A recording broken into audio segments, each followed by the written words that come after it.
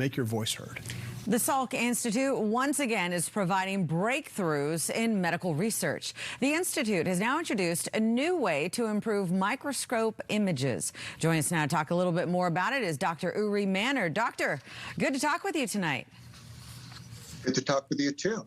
Well, thank you very much for having me. This is incredible information. I was reading a little bit about the problem, the solution. Let's start from the beginning. I understand the problem was that you were wanting to have a better look at cells, but getting that look is really hard to get and very expensive, correct? That is correct. Just like photography, you have to make trade-offs. You have to decide if you want more light or if you want more speed so you can capture motion. And we're constantly struggling with what we call the eternal triangle of compromise, where you have to optimize one thing or the other. And we're not a big fan of limits, so we were trying to figure out ways to break those limits.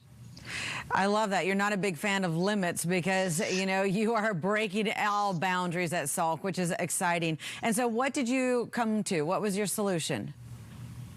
Well, I'm also a photographer, and I was scrolling through some photography blogs, and I saw an article about how they were using deep learning to increase the resolution of photographs, where you can train a deep learning artificial intelligence network to take really low resolution, crappy images and clean them up and make them look great.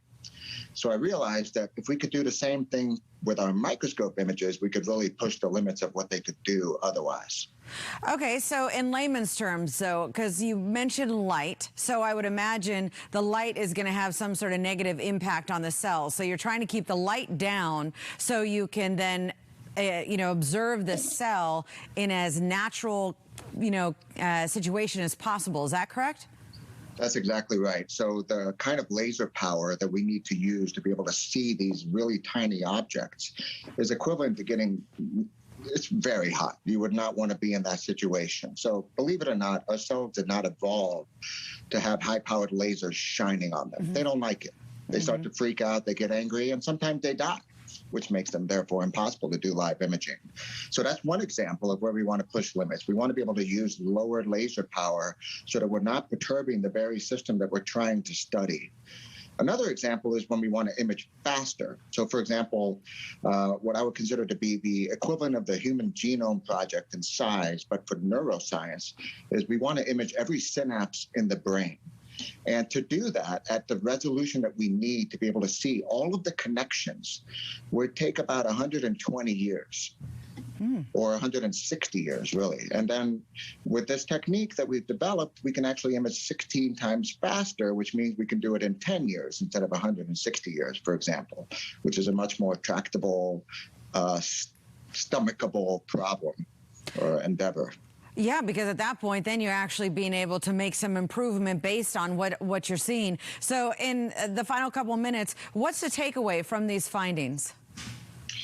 I think the takeaway is something that people have really started to become aware of already, which is that we're in the middle of a revolution that is being fueled by deep learning.